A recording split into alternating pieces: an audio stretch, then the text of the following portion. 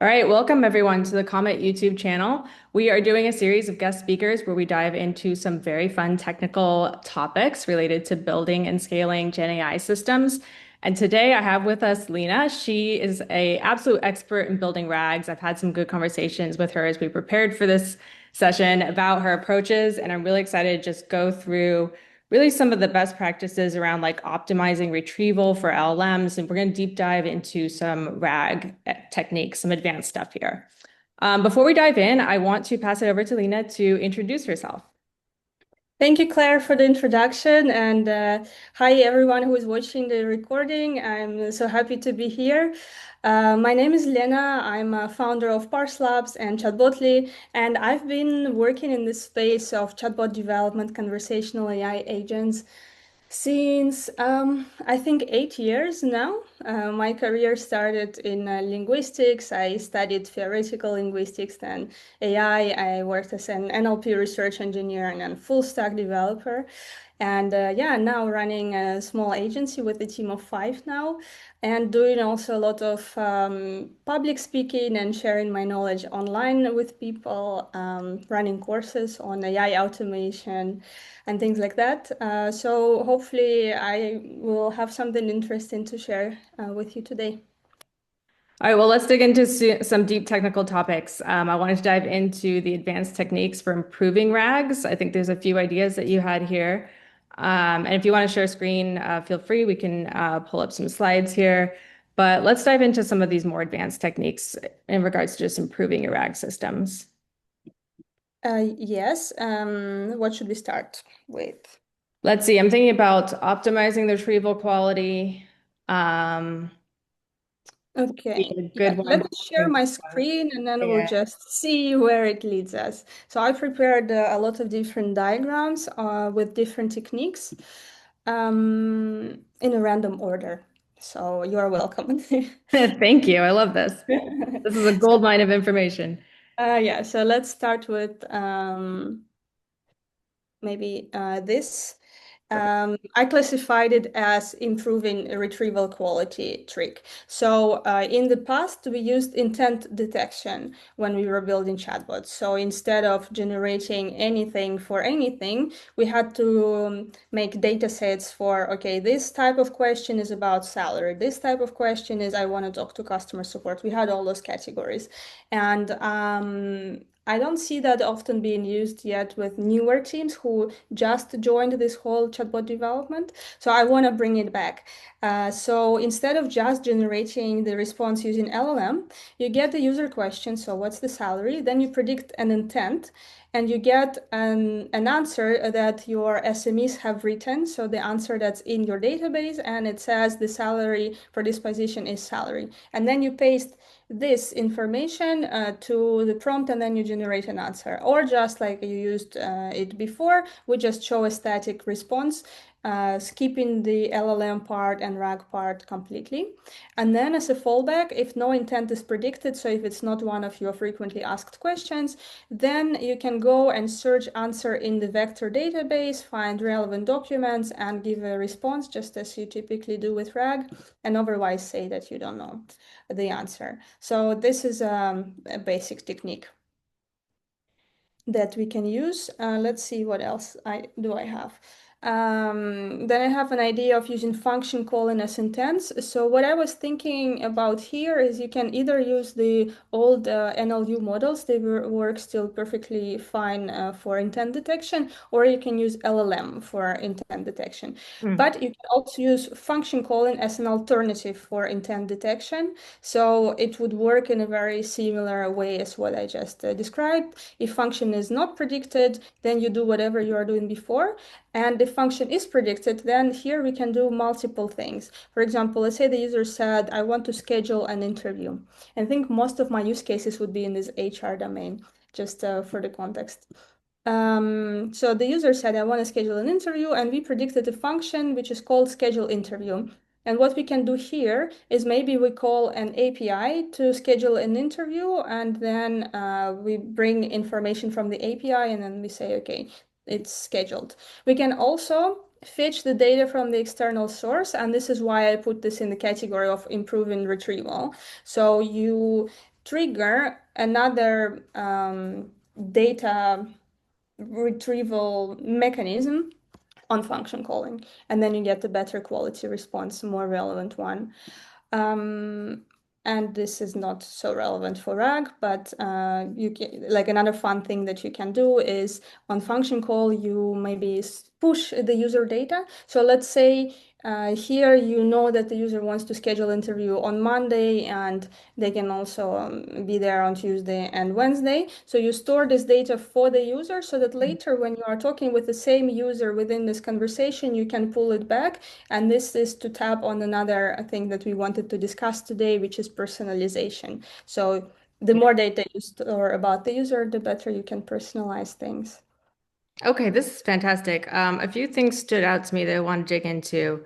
For the function predicted square here, um, how are you actually implementing that? Is that like a predictive model there? No, it's just part of standard LLM libraries. Like OpenAI has this function call, and Claude has something called tool calling. So that's what I mean by that. Oh, fantastic. So it's a tool calling. So you essentially have like an agent architecture here where RAG is really just a piece across different kind of routes that it could take, including like tool calling. Yeah, You so think you about that, can right? like yeah, kind of like that. So in this diagram, this is sort of RAG, Yeah. where you load data about available interviews and paste it into the next prompt. And this can be implemented as RAG or as an API call or as a SQL query or anything that basically gets the relevant data for the user parameters. I see, I see. And then how do you think about really refining the retrieval dynamically based on the user's intent? It seems like you're able to get the user's intent here, like schedule an interview or ask about a salary. But in terms of like refining and optimizing the retrieval for that, do you have approaches? Yeah, so let's see. I had this idea with how we store the data for the retrieval to improve the retrieval quality, and I have some visualization here. So how we usually store data in the vector database is something like that. Let's say we have a lot of raw data, and one piece of data says that the salary for developers is 80K and the salary for doctors is 90K. And then in the inference time, if the user comes and they ask what's the salary for developers, then we map it into the same vector space and it's kind of similar and close by and further away from the question from the data source, which says our company is located in Amsterdam. So that's how it works, right? If, however, instead of storing just raw data like the salary for developers is 80K, we would have been storing questions like what is the salary for developers and what's the salary for doctors? And then for each of those questions, we would have stored an answer as the metadata. Then if the user comes and they ask what is the salary for developers, we would match it with what is the salary for developers because it's actually the same. It's very similar. So as you can see, the distance between this is bigger than the distance between this. So you have higher chances of getting the answer correct if you store it as questions. So that's a little tip for storing the data. And the way it then works is literally like this. You get the user question, then you find this is the raw data, sorry. So this is like the standard process where a user asks a question, you find the data, and then you put that in the prompt. Mhm. And an alternative that I suggest is that the user asks a question, then we do the vector search and we map on FAQs, on questions. And then for the question, so what is the salary for developers? We get the associated answer from our data. So the salary for developers is 80K, and this is what we paste to the prompt. Yeah, this is fantastic. This is such a pro tip for anyone building a RAG today because it looks like you're essentially like indexing the question and answer data by the question, and then you can look at a similar question to what the user has asked, and that's going to Mhm. narrow your search down to the right answers. Yeah, exactly. And I have few tips here as well. Like one thing you can do is manually write all those FAQs. That can be a lot of work and then it can become too many FAQs. An alternative is to generate those questions on the fly when you train your model. So you still have the raw documents with all the information about vacancies in this case. And then you get the raw document, you split it into chunks as you usually do. We see those chunks as answers. And then for each of this chunk, you generate using LLM a question that this chunk answers, and then you store Hmm. that. And then you use that in your system. Oh, that's a really interesting approach. Any tips for us on chunking?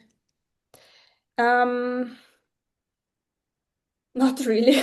It's something I've experimented with a bit. I've always wondered, like, is there a best practice for this? Just I think identifying the right size of the chunk and things like that. I don't know if there is the correct size of chunk. I Yeah. think for me it's more about the data formatting than chunks. Okay. And chunks should preferably be about the same topic. That would help as well. Okay. I think it's really personal. Yeah, that makes sense. And maybe really more driven by the texture of the data itself. Yeah, I do have more techniques on how to improve the retrieval. Fantastic. Yeah, talk me through those. Okay, let's see what else did I prepare. Oh, I actually had a follow-up on this FAQ idea, how you can use it. So you can use the fallback mechanism still, and this is what I wanted to mention, that you can decide that your FAQs are more important than your raw documents. So here we are coming back to the data hierarchy. And you first try to find the FAQ, and if you don't find it, then you go to your raw documents and then you try to find an answer there. So this is just to complete that idea. Does this, so I definitely see how this is going to help us get to the right information better. Does it also optimize cost in any way or retrieval time? Mm, well, not sure actually. Maybe no. It's I adding think an it's extra. mostly like a technique to improve the retrieval quality. Yeah, yeah. So it's improving the quality. So this is really focused on improving the quality here. Yeah. Yeah, makes sense. I like it a lot. Not something I'd thought of. So thank you for sharing that. Okay. This is like my secret thing. I have another one on query rephrasing, which I think also is quite interesting, and it's also something that improves the quality of the response. So the way it works is the user asks a question, what is the salary? And this is a very abstract question, like salary for whom? But then from the chat history, we know that the chatbot asked, what's your position? And the user said they are an engineer. So they are probably asking about the salary for engineers. So then we put that to the LLM and we ask to generate a chat history aware user query, which is now what is the salary for engineers. So instead of asking what is the salary and then you get from your RAG system, salary for doctors is 90K, salary for engineers is 80K, blah, blah, blah. You now only get one response, which is salary for engineers is 80K. And then this is what you paste to the LLM and you get the answer. So this way you narrow down the choices. so you're really using like the context of the chat history here to reframe the question more Mhm. precisely in a way that the retrieval is going to be more Yeah. accurate.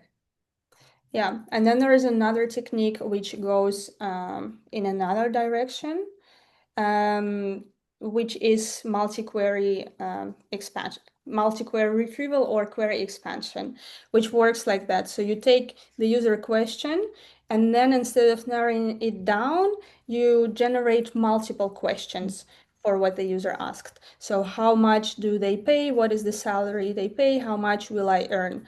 And then this way you have higher chances of finding the information which you might not have found if you would have only sent one query.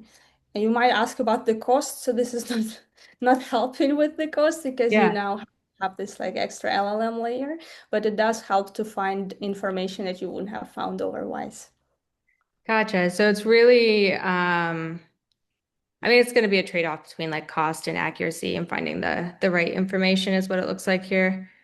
And maybe you can use it as a fallback as well. So let's say you Yeah. first always try to generate it immediately, and then only if you didn't find any chunks, you are using this technique. Okay. Okay. I'm very curious about chat history because I'm building a RAG right now and it's a chatbot. And there's like old chat sessions that I want to be considered context if the user is like asking a question related to something that they've chatted about a while ago. I want that conversation to be part of the context as the chatbot is responding. I'm curious how you incorporate things like chat history. Like you touched on it a little bit with enhancing the context of the question, but in general, is that the right approach to really consider chat history when building an LLM is to put a RAG in place? And how do you think about that? Um, well, actually, I also have a slide for that. Fantastic. Um, no, that. So I have three techniques and one bonus one, which I hope I will not forget. So let me write it down. Okay. Um, yeah. Okay, so well, the basic one is I think what you already know is you just paste the whole chat history, or if it's not realistic, then the last 10 turns, the last 5 turns. So user asks a question, you get information from your RAG, and you paste to your prompt both this RAG information plus the chat history, and you just say, please use this chat history to give an answer. So this is the simplest technique. Okay. Uh, an alternative is to do the chat history summary. So here we have this extra LLM block, which analyzes full chat history, writes a summary, and then you paste summary into the prompt. And the benefit of this is that then your prompt is smaller. So instead of pasting the whole chat history, you have a very concise summary of what's important. And you can really tune this LLM to extract what is important for your use case to remember. Um, Maybe on this topic, while I didn't forget the idea, is while you are chatting with the user, you can also have the data extraction mechanism Hmm. uh, for things that are important for you. I think this is similar to what ChatGPT is doing right now, but the idea is not very new. Basically, um, if you are building a language learning chatbot, which is one of the projects that we did for a client a while back, I might be interested in their level of English. So if they ever mention that their level of English is B2, I want to make sure that I store this in my database and that I paste it into my prompt every time I'm talking with the user. So that becomes a stable property of that user. So you can extract that from the chat history.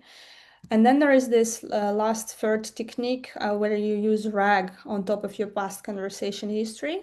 So what you do is you get user question, what's the salary for this position, and then you do the regular search as we usually do in the vector database.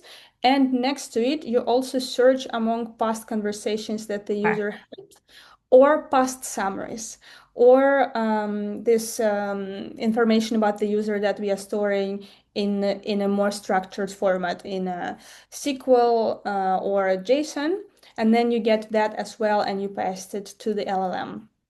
This is great. This is what I have today because I wanted my chatbot to look at relevant past conversations if the conversation is about a topic that was discussed in the past.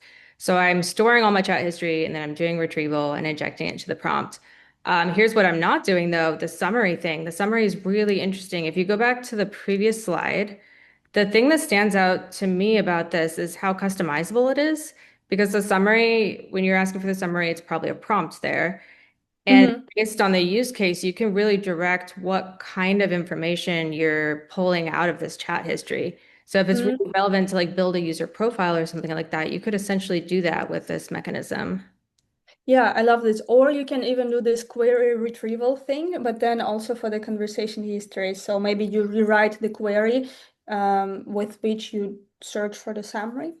So Uh-huh. like searching for if they ever mentioned their job position, and now I'm searching for something else. Yeah, I Uh, like it because it's very customizable. So any use case you're building for, whether it's like an HR chatbot or something else, it's just so, I don't know, I love working with like free text data because the way that you retrieve information from it, it's just going to be related to whatever use case whatever kind of information you need to retrieve, and then summarizing that here is really kind of like focusing the system on that information directly. Yeah, what I also really liked, and it's not about chat history, but it's about summarization, that when you are uploading your documents to your vector database, you can also be doing an extra layer of AI on top of it and generate summaries for the whole document or generate metadata for your whole document, and then you store it this way. And then you would be searching when you are doing your RAG through the document title, document description that you generated with AI, or different AI generated metadata filters.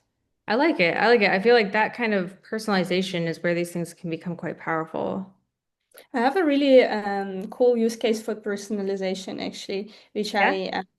which I had a look, which I found at one of the conferences. This was a talk by Garrett Seaback and Daniel Fitzpatrick. This is the YouTube link, and I really liked the approach to personalization. This was a BMW use case, and they were building, if I'm not mistaken, this chatbot that's supposed to help you find your perfect BMW car or assemble it.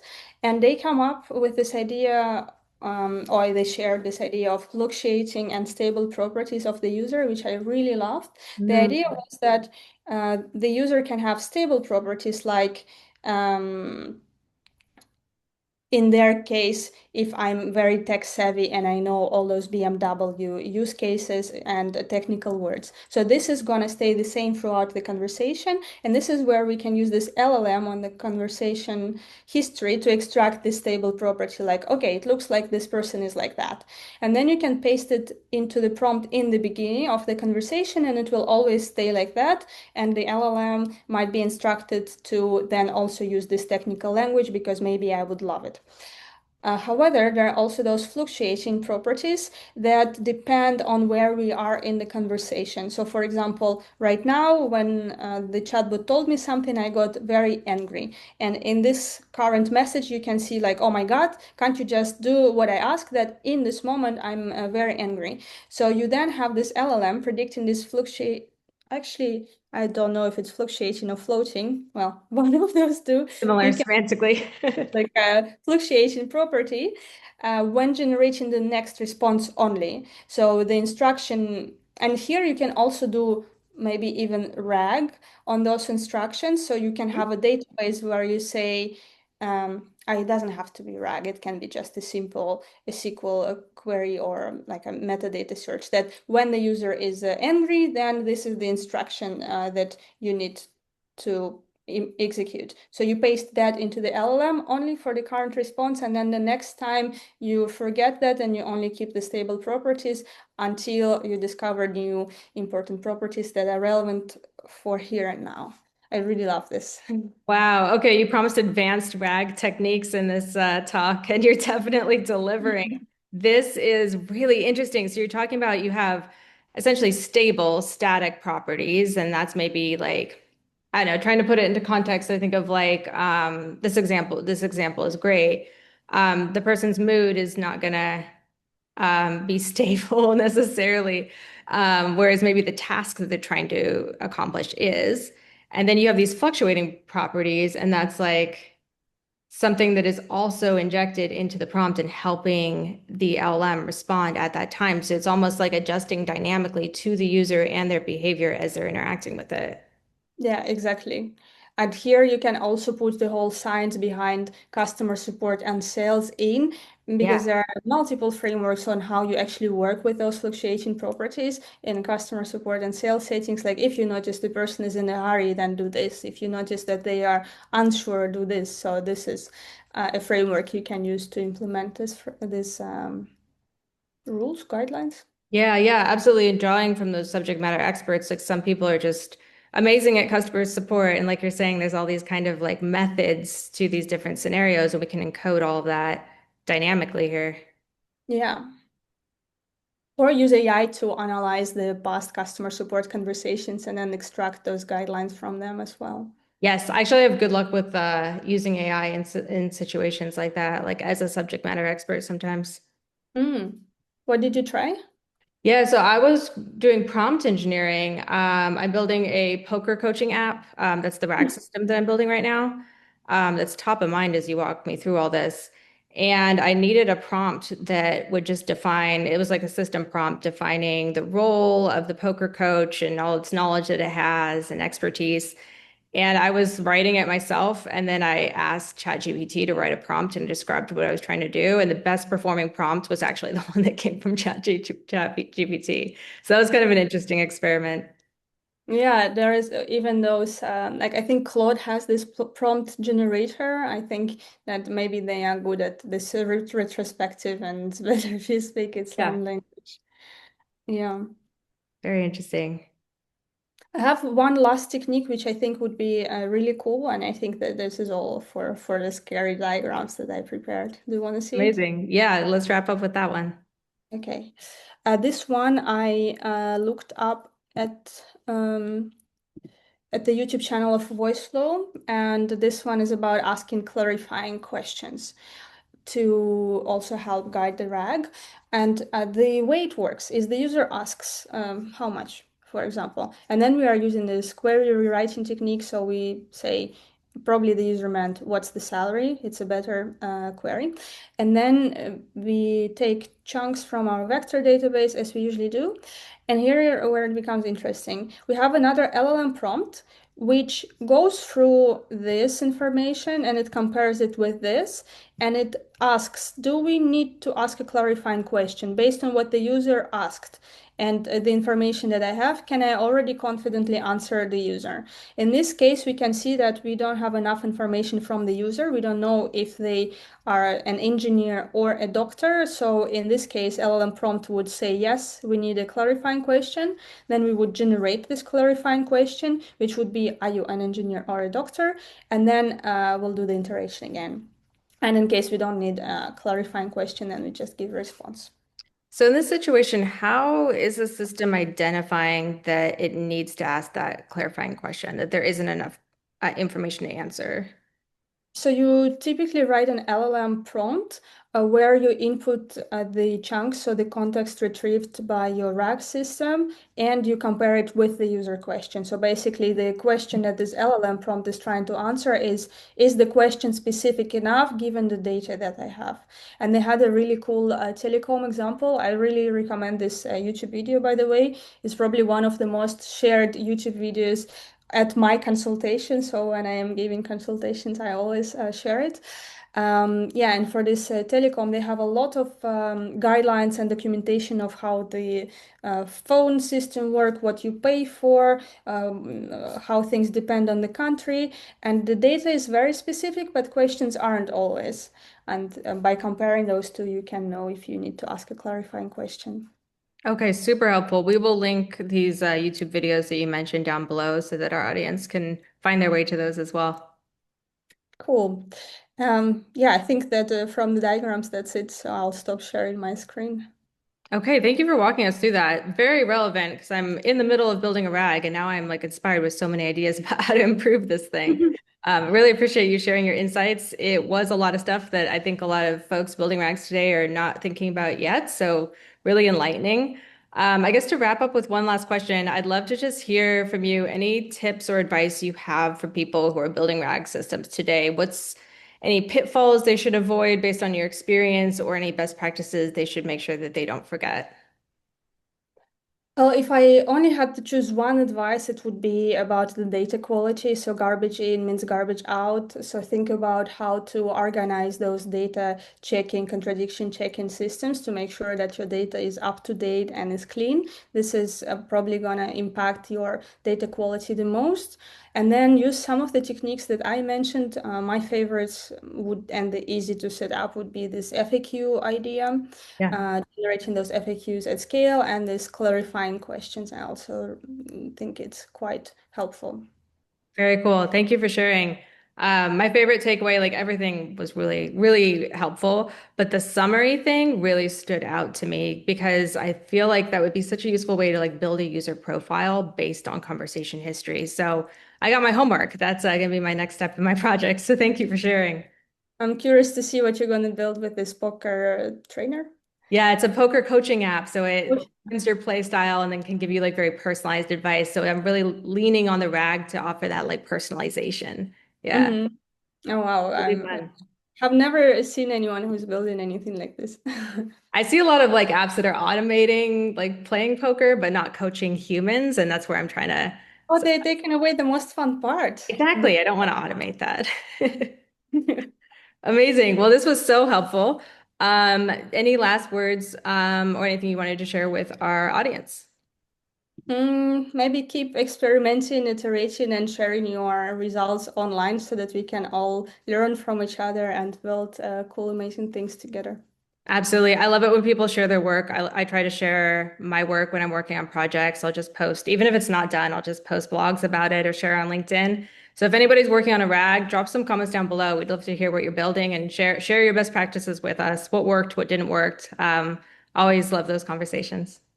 Yes, me too. I would gladly read those comments and also have discussions on that topic. Amazing. All right, we'll hope to see you all in the comments. Thank you all. Bye. Bye.